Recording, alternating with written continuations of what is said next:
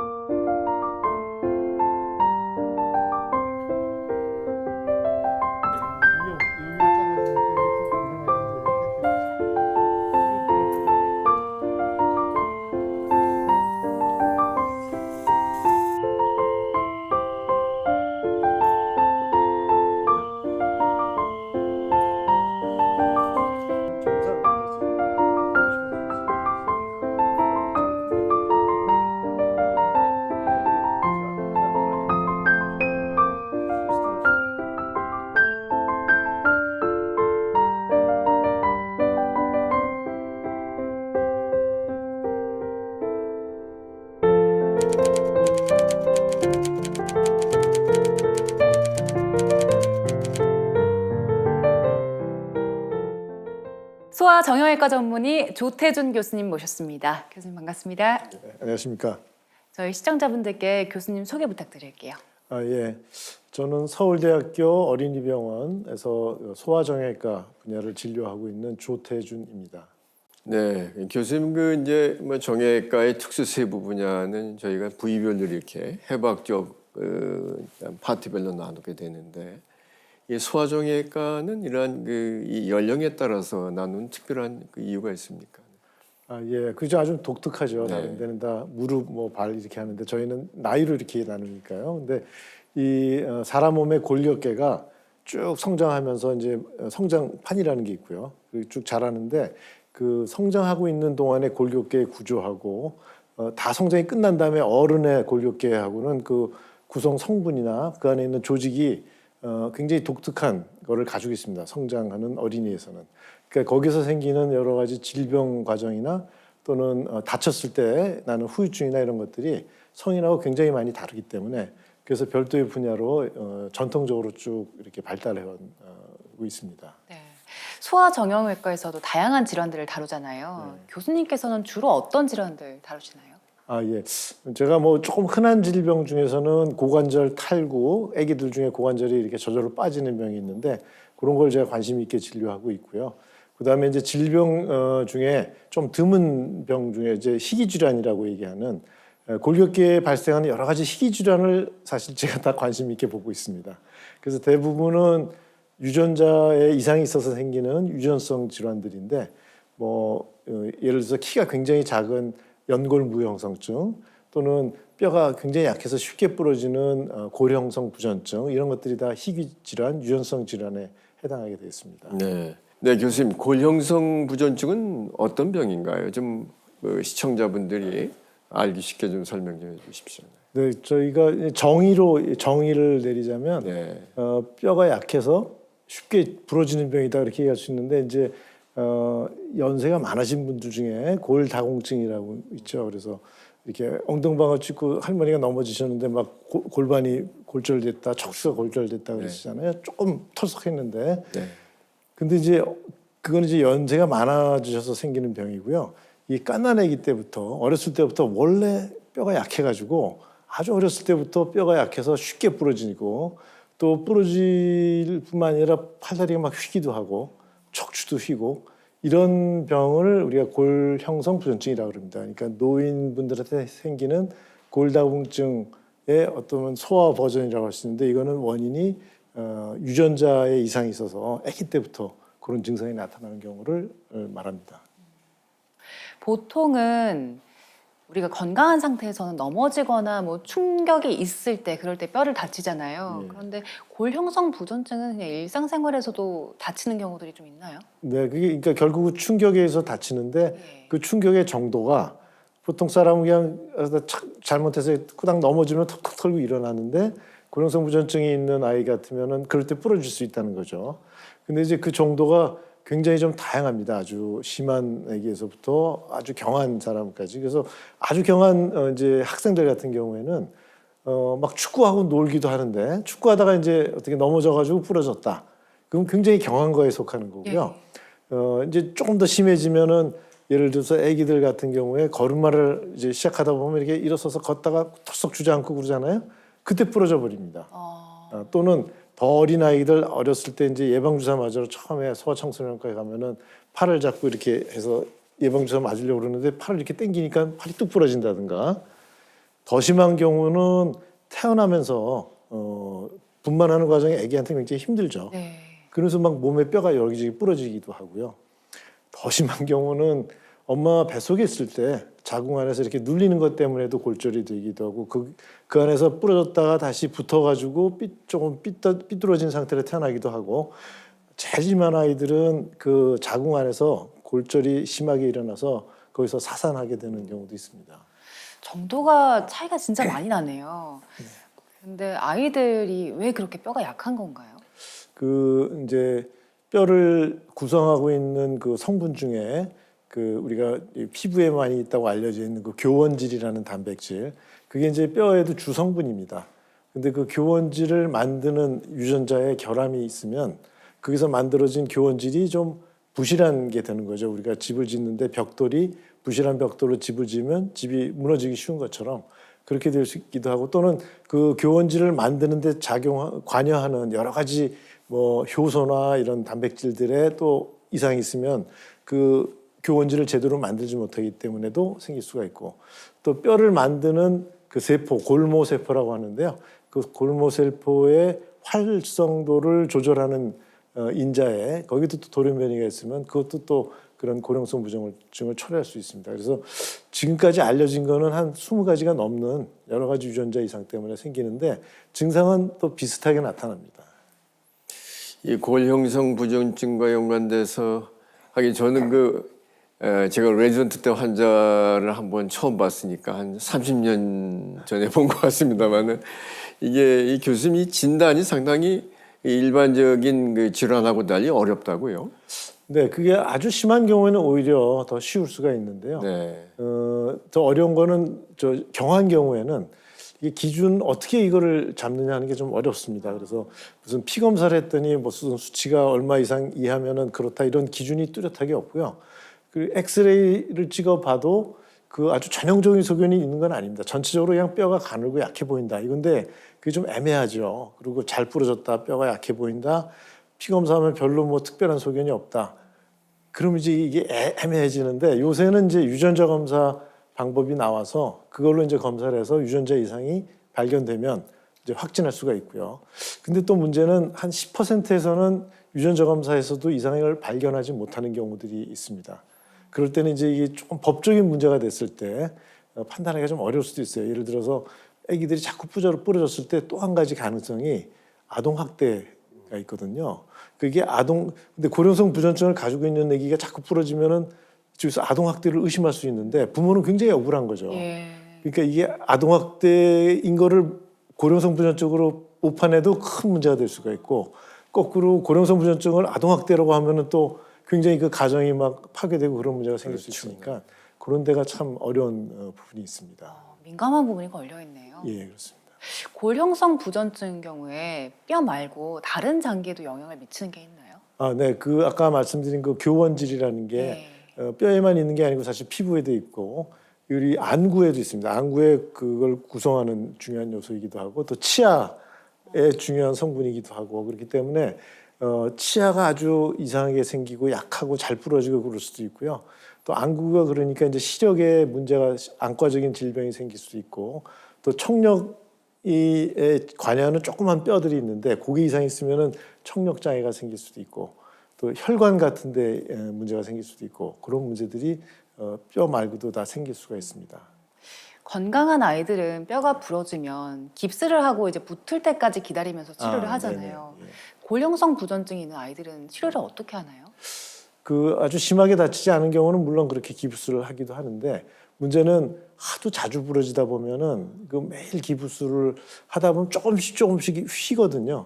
그러니까 요번 부러져서 조금 휘었는데 다음에 거기 또 부러지면 또 좀 들고 그러다 보면 굉장히 많이 휘어질 수도 있고 그 휘어 있는 것 자체가 또 골절을 더 초래할 수도 있고 그렇기 때문에 좋은 거는 수술을 해서 뼈를 딱 곧게 만든 상태로 유지하도록 그 뼈 안에 뼈는 이렇게 비어 있는 튜브처럼 생겨 있는 구조니까 그 안에다가 금속 막대를 이렇게 집어넣어서 유지하면 그 금속 막대가 있으면 그만큼 뼈도 좀 튼튼한 채로 있을 수가 있고 또 곧게 있으면 그만큼 또 골절도 덜 일어나고 그래서 그런 수술을 해야 되는 경우가 상당히 많습니다. 그러니까 중등도 그다음에 심한 경우 이럴 때는 대부분 수술을 많이 해야 됩니다.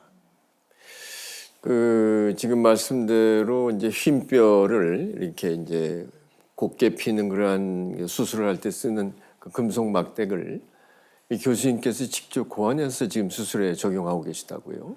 예, 그게 좀 특수하게 고안해야 되는데요. 왜냐하면은 어린아이 때 그걸 삽입하면은 애 다리 뼈 길이가 이렇게 점점 길어지는데 그 막대가 길어지지 않고 그대로 있으면 뼈만 있는 부분하고 금속 막대가 있는 부분하고 이렇게 구분이 되니까 그 경계에서 또 부러지기도 합니다. 쉽게 부러집니다. 더 쉽게 부러집니다. 그래서 뼈가 길이가 늘어나는 것에 따라서 막대도 같이 길이가 이렇게 쭉 늘어나도록 고안한 거를 옛날에 이제 70년대 미국에서 처음 개발을 했고 그걸 이제 조금 부작용이 많아서 이제 또 영국에서 한 80년대 또 그걸 개선을 했고 근데 저희가 이제 쓰다 보니까 저희도 조금 아직도 그 문제가 있어서 저희가 한 2000년대쯤에 그거를 이제 개선해서 좀 더 고안해서 만들었습니다. 그래서 우리나라에서는 지금 그렇게 우리나라에서 고안한 걸로 그렇게 쓰고 있는데 사실은 그 금속 막대의 가격이 굉장히 낮게 책정되어 있죠. 우리나라 건강보험에서는 굉장히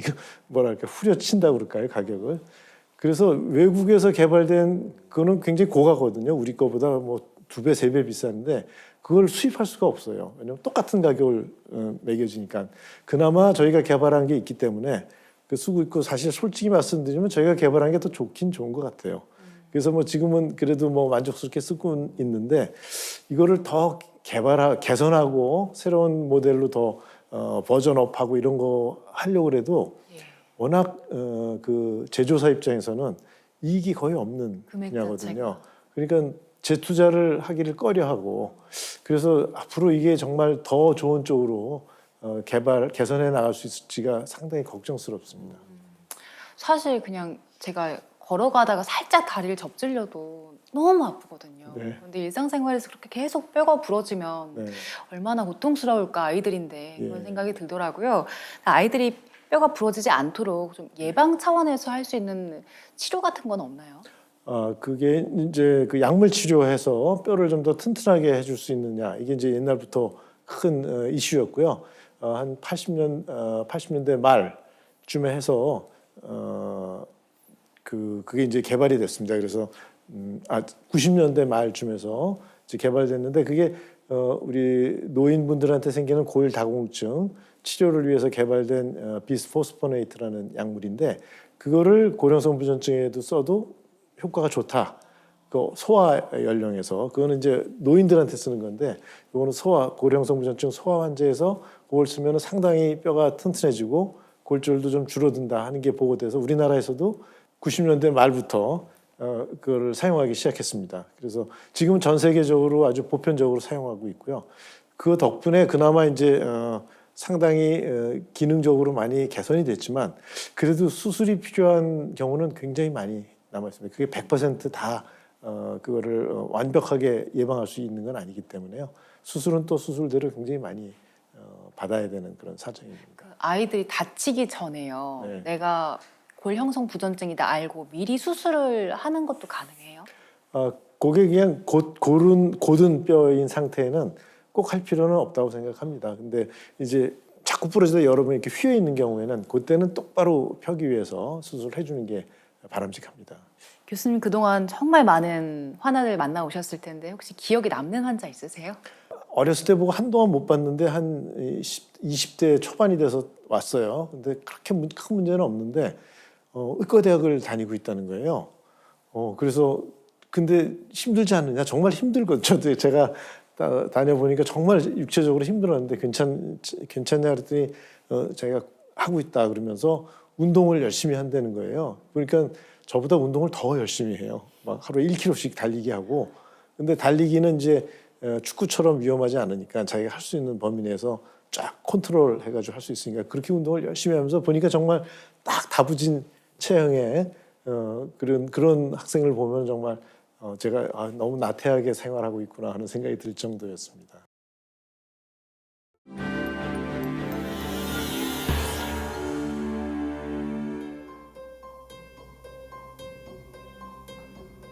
유전자 이상에 의해서 발생하는 유전성 골격계 질환들, 대부분 희귀 난치성 질환이다.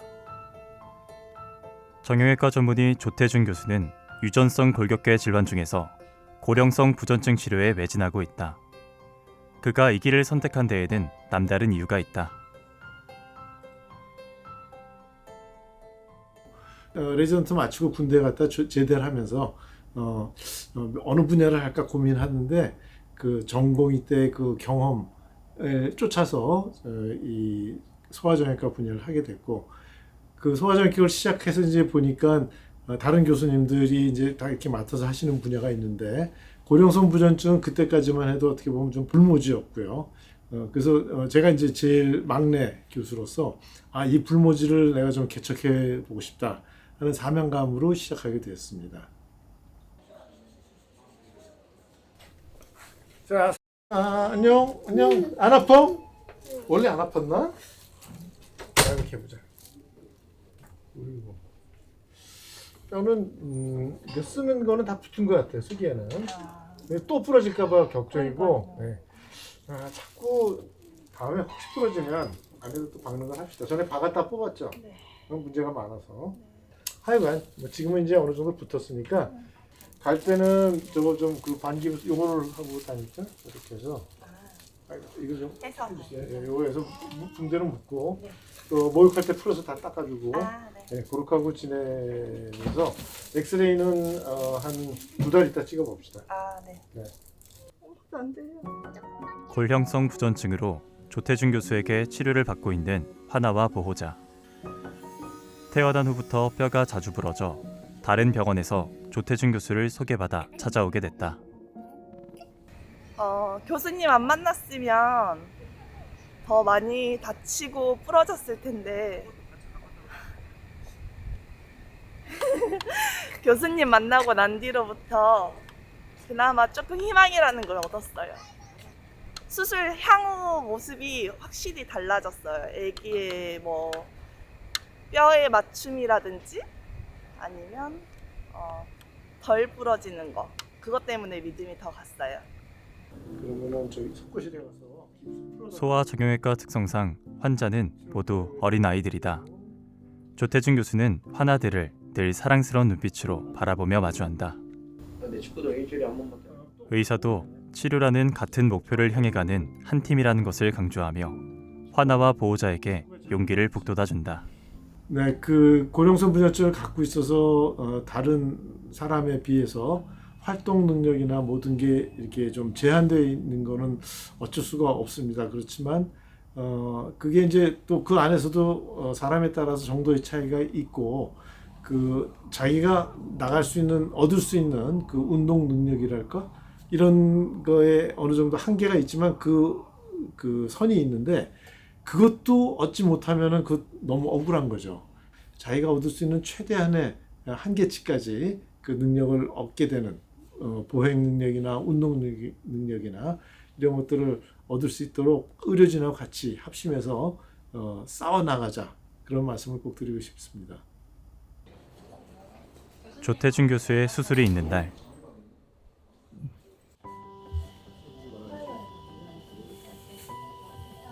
The only tight head that is clavicular head in this case. This is not normal. 오늘은 특별히 외국 병원 의사들의 수술 참관이 있다. 조태준 교수는 학회를 통해 의료 증진국과 개도국의 의사를 초청해 교육하는 프로그램을 진행하고 있다. Usually, 그래서 의학 지식을 나눌 뿐 아니라 개발도상국의 의료 수준을 향상시키는 데 기여하고 있다. The idea of 필수 의료인 소아 대상 진료에 어려움이 많은 요즘, 조 교수는 어떤 상황에서도 아이들만큼은 반드시 좋은 치료를 받아야 한다고, 그것이 우리의 책임이라 말한다. 그리고 우리 또 소아정형외과를 또 전공하시는 선생님들에게 제가 가지고 있었던 지식과 경험을 같이 나누는 거. 그래서 뭐 나중에 이제 제가 더 나이가 들어서 더 이상 일을 할 수 없더라도 제가 얻었던 거를 그대로 좀 다 물려받을 수 있게 하는 게 저의 지금 가지고 있는 소망입니다. 그래서 그걸 위해서 앞으로 저 지금 이제 열심히 일할 생각입니다. 교수님 고등학생 때만 해도 기계공학과를 가고 싶다라고 네. 생각하셨는데 어떻게 의대에 진학하게 되신 거예요? 그게 뭐 저는 그냥 공부만 열심히 하던 그런 학생이었는데요. 고등학교 고3 여름방학 때 제가 생물학을 이렇게 그 어떤 선생님한테 배웠는데 그때 이제 왓슨 클릭이라는 분이 DNA의 이중 나선 구조를 발견해서 그래서 노벨상을 받고 뭐 이런 스토리가 있었는데 그거를 강의를 해주시는데 너무 재밌는 거예요.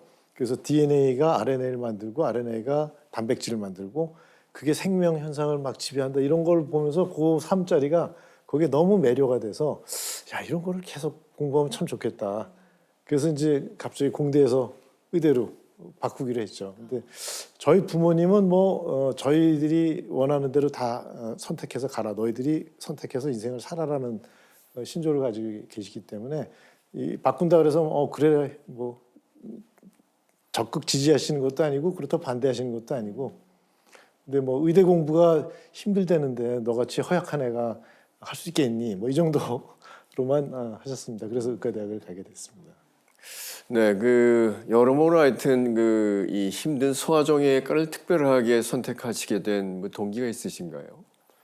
저희가 레지던트 학생 때 저희 병원에 어린이 병원이라는 게 이제 우리나라에서 최초로 생겼고요. 그렇죠. 그러면서 이제 정형외과 안에서도 소아정형외과라는 분야가 굉장히 활성화될 때쯤에서 저희가 레지던트를 시작했고, 그러니까 레지던트하는 기간 동안 이 여러 분야 중에 소아정형외과 분야가 굉장히 활발하게 진료도 하고 막 연구도 하고 막 이러던 시절이었습니다. 뭐 지금도 그렇지만은요. 그런데 이제 그래서 레지던트 때 굉장히 거기에 이제 뭐랄까 깊은 감명을 받았고 또 저희 교수님들 중에 저희 우리나라에서 소아정형외과를 거의 확립해 주신 이덕영 교수님이 그때 이제 치프로 계셨고 그 밑에 최인호 교수님, 대가이신 최인호 교수님 또 우리 보건복지부 장관도 지내신 정진엽 교수님이 제가 레지던트 때 계셨거든요. 그러니까 아주 이 분야가 정말 잘 나가는 분야였습니다. 그래서 군대에 이제 레지던트 마치고 입대하기 전에 제가 소아정형외과를 포함해서 한 2군데, 3군데 정도를 하면 좋겠다 이런 생각하고 막연히 군대를 갔다가 가면서 계속 군대에서 복무하면서 생각해 보니까 소아정형외과의 점점 매력에 느끼게 돼서 또 제 아내가 소아과 의사인데요. 옆에서 계속 야 소아가 좋다고 그렇게 권유해서 그래서 군을 제대하면서 이제 소아정형외과 분야 쪽으로 전공하게 되었습니다. 그 교수님께서 2023년 11월까지 이제 아시아 태평양 지역의 소아정형외과 학회장 네, 예, 역임하셨죠. 예, 예. 예. 근데 그 와중에 뭐 우리 그 아시아 태평양이 실은 뭐 전 국가적으로는 가장 많이 모여 있는 그러한 지역이기도 합니다만은 선진국부터 후진국까지 후진국과 연관돼서 이 정형외과 의사들 그런 그 교육 프로그램 예전에 그 서울대에서 시행했던 그 미네소타 같은 프로젝트를 한번 진행하셨다고요? 예, 뭐 그렇게 거창한 거는 네. 아니지만은 저희가 이제 각 국가마다 이렇게 학회가 있고 그게 네. 이제 여러 국가가 이제 그 지역에 또 학회를 만들어서 하는데 예를 들어서 미국하고 캐나다가 하는 북미주 학회 이건 굉장히 세계 탑이죠. 거기서 하는 그 연구나 이런 거는 탑 레벨이고 그다음에 유럽에서 하는 것도 있고요. 또 남아메리카에서 하는 것도 있고 그런데 이제 아시아 태평양 하는 게 이제 그 분야가 있습니다. 그런데 아시아 태평양이라 그러면 어디서부터 어디까지냐? 동쪽 끝은 일본이죠. 거기서부터 쭉 해가지고 터키까지입니다. 굉장히 넓네요. 지역적으로는 뭐 그다음에 위로 올라가면은 러시아는 아니고 러시아는 유럽이니까 몽골이 회원입니다. 거기서부터 쭉 내려서 아시아 태평양이니까 호주, 뉴질랜드까지거든요. 그다음에 인구를 따지면 중국과 인도가 다 회원 국가니까 그러니까 뭐 전체 전 인류의 몇 퍼센트가 될지 모르겠는데 그런데 그 안에 진짜 일본, 한국, 뭐 대만, 홍콩, 싱가포르 같은 호주 같은 선진국 최선진국도 있고 중진국도 있고 그다음에 진짜 막 후진국 의사가 없는 거나 다름없는 그런 나라까지 다 섞여 있고요. 그래서 대개 학회라는 거는 그 연구자들끼리 그 학문적인 그 지식을 교류하는 그런 모임인데 여기서는 그 선진국 후진국 여기서 좀 선진국에서 후진국한테 교육적인 거를 많이 그 프로그램을 많이 만들어서요. 예를 들어서 그 젊은 의사들을 선발해서 이렇게 여러 나라를 돌아다니면서 좀 공부할 수 있는 기회를 주는 그런 프로그램들을 저희가 하고 있는데 그걸 이제 선발하는 것도 다른 나라 간다 그러니까 다들 가고 싶어 해요. 그러면 어플라이를 받아가지고 그 사람의 이 업적이나 이런 걸 가지고 따지면 선진국 의사들만 다 되는 거예요. 그래서 이제 그러지 말고 우리가 세 개의 카테고리를 나눠서 선진국, 중진국, 또 후진국 이렇게 나눠서 거기서 골고루 뽑자. 그래서 저희는 그렇게 뽑아서 이렇게 같이 돌립니다. 그러면 그 사람들끼리 또 네트워크가 되고 그래서 이 전체적으로 이 지역에서 좀 더 네트워크를 많이 살리고 그 교류를 해서 좀 격차를 좀 줄여나갈 수 있지 않을까 그런 면에서 하고 있고요. 학회 기간 중에도 그런 프로그램들을 더 많이 운영하고 있습니다. 지금까지는 저희가 교수님의 본 캐릭터, 본캐에 대해서 네네. 얘기를 했는데 예. 부캐가 있으시다고 들었어요. 예. 오케스트라 단장을 하고 아, 계신 건가요? 네네. 하셨다고요? 하고 있습니다. 현재도 하고 있는데요. 예. 그 제가 뭐 음악하는 걸 좋아해가지고 저 어렸을 때부터 뭐 피아노도 치고 뭐 그러다가 이제 대학 들어가서 오케스트라를 하고 싶어서 오케스트라 의과대학엔 다 오케스트라 그 동아리들이 있어서 근데 무슨 악기를 할까 하다가 이제 그때 클라리넷을 배우기 시작했습니다. 그래서 의과대학 다니면서 물론 공부를 굉장히 많이 해야 돼서 공부한 기억밖에 없을 것 같은데 사실은 그보다 더 기억나는 거는 그 오케스트라에서 연습하고 연주했던 게 사실은 그런 기억이 더 많이 날 정도로 열심히 했었고요 학생 때.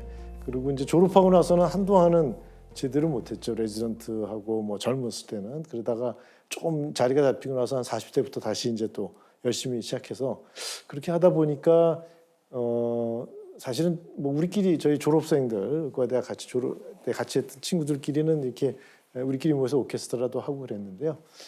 나중에 어떻게 이걸 외국 선생한테 들었는데 전 세계에 그런 의사들을 모아서 하는 오케스트라가 있답니다. 월드 닥터즈 오케스트라. 그래서 야 그런 것도 있다. 유튜브 보면 나옵니다. 그래서 그런 거 보고 있다가 거기에 많이 가시는 일본과 대만 선생님들이 또 아시안 닥터즈 오케스트라라는 걸 또 조직해서 한다 그래요. 한 번 하고 이제 두 번째를 하니까 같이 하라고 이제 홍콩 선생님이 막 권유를 해서 그래서 이제 그거를 한번 갔었습니다. 2019년도에 코로나 터지기 직전에 가보니까 이게 완전히 또 별세계고 그렇게 많은 분들이 모여서 하니까 음악적 수준도 굉장히 높아질 수가 있고 그래서 생각해 보니까 우리나라가 모든 면에서 얼마나 그 음악적으로 앞서 있습니까? 그 전문 연주인들은 정말 세계 수준이고 그렇습니다. 그래서 또 아마추어로 하시는 분들도 굉장히 많은데 저는 우리 동문들밖에 모르고 있었거든요. 그래서 이제 그때 같이 했던 분들하고 아시안 닥터즈에 갔던 우리나라 분들하고 야 우리나라도 전국에 있는 의사 선생님들을 다 모아서 한번 만들면 어떻겠느냐. 그러니까 각자 대학 졸업생들끼리 조금씩 있다 그러긴 해요. 그래서 몇몇 대학 선생님들끼리 이렇게 모여서 다 아름아름해서 모았더니 너무 많으신 거예요 하실 분들이. 그래서 하나의 풀 오케스트라가 됐습니다 정말. 그래서 그 코로나 2020년도에 이제 하려고 그랬는데 그때는만 해도 이제 코로나 조금 하다가 이제 가을 되면 없어지고 이때 가을에 하자 그랬더니 이거 웬걸 몇 년 동안 계속 예. 그러다가 이제 작년에 드디어 창단 연주회를 했고요. 아주 성황리에 했고 그래서 이제 금년에 2회 연주회를 또 지난주에 바로 연주회를 또 성황리에 마쳤습니다. 그래서 그 여러 우리나라의 치과 선생님 또 의사 선생님, 치과 선생님들이 모였는데 졸업 학교를 따지면 25개 학교에서 74분 선생님이 모여서 뭐 그 중에는 막 레지던트부터 이제 정년 퇴임하신 선생님까지 연령층도 넓은데 그 나이 차이도 다 음악할 때는 하나가 돼서 이렇게 연주를 하고 있습니다. 아예 창단을 하신 거군요. 네네. 뭐 여러 몇몇 대학 선생님들끼리 모여서 아름아름해서 다 규합을 했습니다. 그 공연 보려면 어떻게 해야 돼요? 청중들이 누군가요? 저희 뭐 지인이고 사실은 그냥 그 유료 티켓을 판매하고 있습니다. 네. 환자분들도 많이 보러 오세요? 뭐 제가 저기 초대하면은 오시죠. 예. 초대하시면 됩니다. 그 매일 병원에서 흰 가운 입고 진료하시는 것만 보다가 그렇게 연주하시는 거 보면 환자분들, 보호자분들도 굉장히 위안을 얻으실 것 같아요. 뭐 저희가 연주를 잘하면 그럴 텐데 아직은 좀 조심스럽습니다. 위안을 드릴 수 있을지는. 예, 저도 그 지난주에 초대받고 아주 감동스러운 그런 보셨어요? 무대를 봤습니다. 네. 잘하셨어요? 아주 대단했습니다. 감사합니다. 예, 성황리에 잘 종료되셨고 단장님으로서 아주 큰 성취를 이루었다고 생각이 됩니다. 이 교수님께서 이제 이 어린이 병원장으로서 국립서울대 그리고 또 이 태평양 아시아 지역에 있어 소아정형외과 개장으로서 참 그동안 많은 업적을 쌓아오셨는데 이런 희귀 난치병과 연관된 소아정형외과 영역에 있어서 지금 이제 정년이 이제 지금 5손가락 안에 네, 들어오셨죠? 그렇습니다. 5손가락 네. 이제 혹시 이루고 싶으신 점이 또 있으시면 어떤 계획이 있으신가요? 뭐 제가 학문적으로 더 지금 한 거는 조금 욕심인 것 같고요. 네. 이제 후학을 잘 키우는 게 사실 제일 그 소망입니다.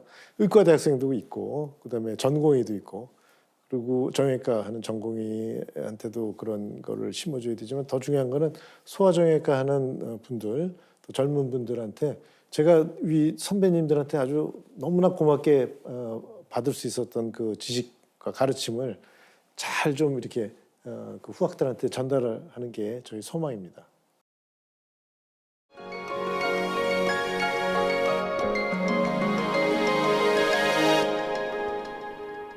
네, 이제 명희의 명강연 함께 들어볼 텐데요. 오늘 강연의 주제는 큰 문제는 없지만 걱정되는 어린이 골격계 질환입니다. 교수님 강연 부탁드립니다. 네, 제가 고령성 부전증에 대해서 많이 말씀드렸지만 사실 이게 자기병이라고 생각해서 관심 있으실 분은 그렇게 많지 않습니다. 아까 말씀드린 것처럼 우리나라에 한 1,000명도 안 될 것 같아서 근데 제가 보는 분야 중에 큰 문제는 없는데 부모님들이 굉장히 걱정하는 그런 내용들이 있어서 이런 환자분들이 또 많이 오세요 병원까지. 근데 사실은 병원까지 올 필요가 없는데 그래서 그런 문제에 대해서 좀 설명을 해드리고자 합니다. 그 첫 번째는 이제 성장통이라는 건데요. 이거는 아이들이 대개는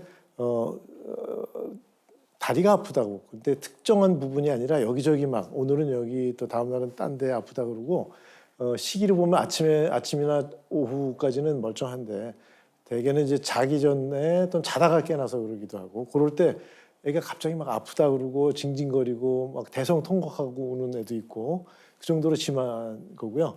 이게 낮에 아주 열심히 뛰어노는 날 특히 그런 게 잘 생길 수가 있고 그 다리를 이렇게 주물러주면 좀 편해지고 그러니까 사실 병은 아니겠죠. 주물러주면 편하고 그 너무 심하면 진통제를 좀 먹여야 되기도 하고 그러고 나서 그렇게 밤새도록 밤에 고생을 했는데 아침에 되면 멀쩡해가지고 또 그날은 잘 뛰어놀고 그리고 이게 매일 보통 그러지는 않고요. 일주일에 한 번이나 뭐 한 달에 한 번, 두 번 이 정도 생기는 거를 우리가 성장통이라고 이렇게 이름을 붙였는데 이게 뭐 성장한다고 해서 꼭 아픈 건 아니고요. 제 개인적인 생각은 그냥 애가 피곤한 거를 어른들은 이제 뭐 등산 갔다 와서 다리가 아프다 그러면 뻐근하다 그러고 자는데 애기들은 그런 느낌이 굉장히 괴로우니까 그거를 자꾸 아프다고 이렇게 표현하는 것 같아요. 그래서 이거 그렇게 크게 걱정할 거리는 아닌데 근데 이제 비슷하게 나타나는 것 중에 좀 심각한 게 백혈병이라고 있지 않습니까? 백혈병이 그러면 굉장히 무서운 병이라는 건 알고 계시죠. 근데 아기들한테 백혈병 증상이 뭘로 처음에 나타나느냐, 그게 좀 잘 모를 수가 있어요. 근데 출혈이 잘 된다든가 뭐 이런 걸로 나타날 수도 있지만 한 굉장히 많은 수가 팔다리가 아픈 게 첫 증상일 수가 있습니다. 근데 그런 애들은 되게 계속 아프고 오늘도 아프고 내일도 아프고 뭐 모레도 아프고 계속 아프고 이런 것 때문에 감별이 되고, 또 이렇게 아장아장 걷는 애들 중에 충격이 좀 가서 그런지 이렇게 종아리뼈에 특히 이렇게 금이 쫙 가는 애들이 있어요. 그럼 거기를 아파하죠.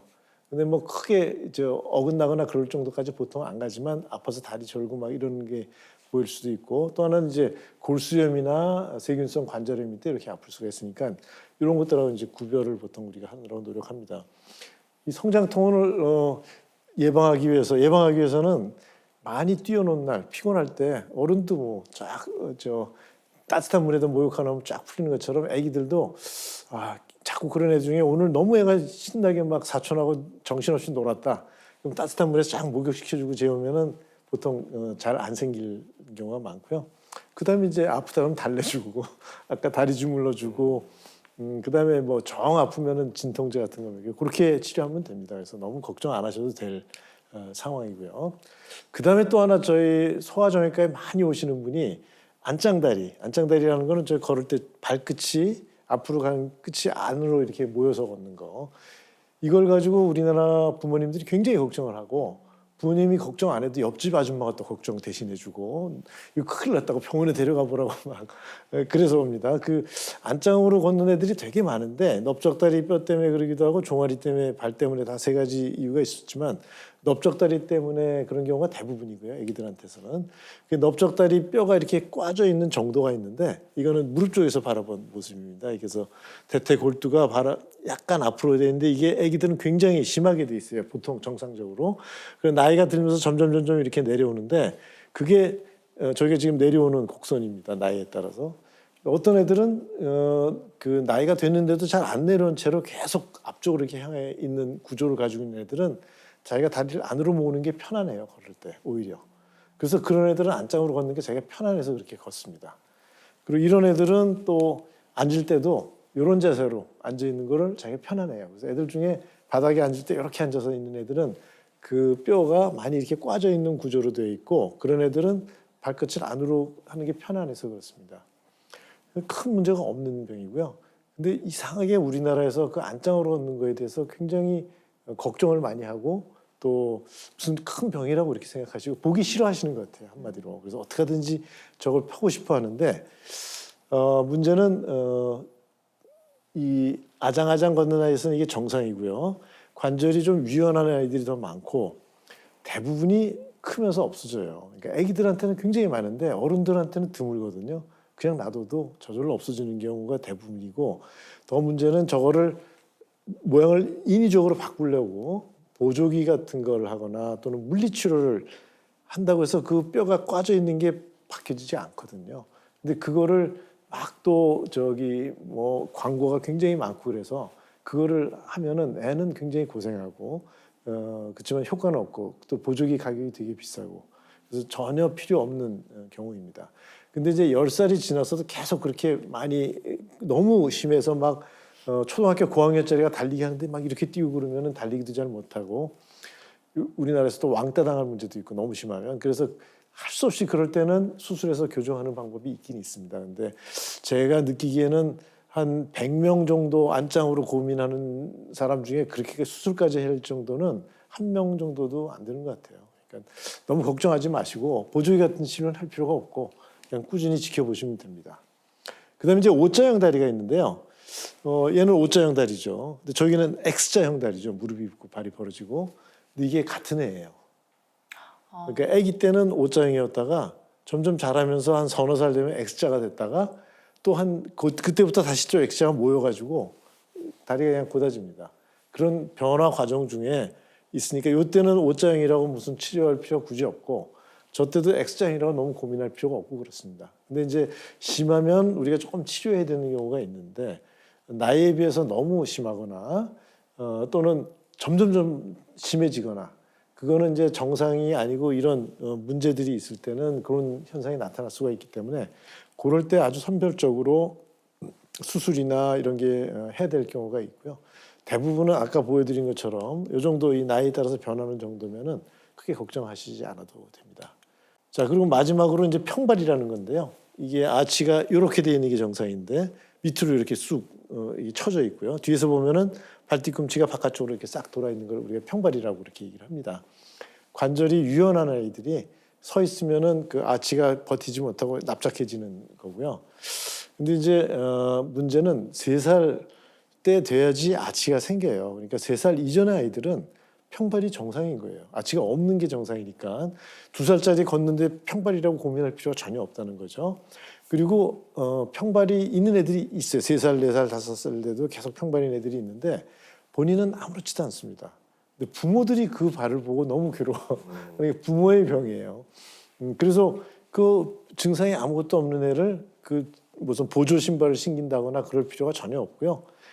또 평발도 나이가 들면서 저절로져진 경우가 대부분인데 일부는 나이가 들어도 계속 남아 있는 경우가 있어요. 그러면서 이제 사춘기쯤 돼서 몸이 커질 때 되면은 발이 불편하거나 이렇게 호소하는 사람들은 그때 가서 보조 신발을 신어보고 그게 불편 해소되지 않으면 간단한 수술해서 좀 교정할 수도 있긴 있습니다. 근데 어른 돼서 평발 있어도 아무렇지 않은 사람들이 더 많은 것 같아요. 그래서 유연성 평발은 이 아까 말씀드린 대로 보조 신발을 어렸을 때 착용해도 개선되는 게 없으니까 어렸을 때는 오히려 애를 괴롭히지 말고 그냥 마음껏 뛰어놀게 하는 게 더 좋을 것 같습니다. 그래서 어른 돼서 평발 있는 사람이 이분이에요. 아시죠? 박지성 선수. 요새 젊은 어린애들은 모르더라고요. 벌써 세대차가 나서 요새 애들은 손흥민밖에 몰라요. 벌써 박지성 알다 그러면은 한 대학생쯤 돼야지 알더라고요. 그 박지성 선수가 그렇게 유명했는데 이분이 평발이잖아요. 그래서 그 평발이라도 제가 애기들한테 야 박지성 아니면 몰라요. 모르지만 부모가 아니까 박지성 선수 정도도 뛸 수 있다. 애가 걱정하지 마시라. 그렇게 말씀을 드립니다. 그래서 평발에 대한 잘못된 인식 중에 군대 못 간다? 아닙니다. 군대 다 갈 수 있고요. 평발 중에도 특별한 병이 있어서 평발인 경우가 있어요. 그러니까 유연성 평발이 아니고 아주 증상이 심한 그럴 때는 이제 군대에서 못 데려갈 수도 있는데 박지성 선수 같으면 얼마든지 가야죠. 축구도 저렇게 잘하는데. 그다음에 교정 신발에다 발을 집어넣어서 교정이 된다고 해서 신발을 벗으면 그게 유지될 거라고 생각할 수는 없습니다. 맨발이 되면 다시 또 평발이 되는 거고요. 그러니까 증상이 있으면 이걸 해보는데 증상이 없으면 할 필요 없다는 얘기고요. 박지성 선수가 있다는 얘기를 마지막으로 맺도록 하겠습니다. 예. 이상입니다. 걱정은 되지만 그렇게 크게 걱정은 문제가 되지는 않는다. 네. 여러 가지 좀 짚어주셨는데 아마 부모님들께서 조금은 마음을 놓으셨을 네. 것 같습니다. 교수님 강연 잘 들었습니다. 네, 감사합니다.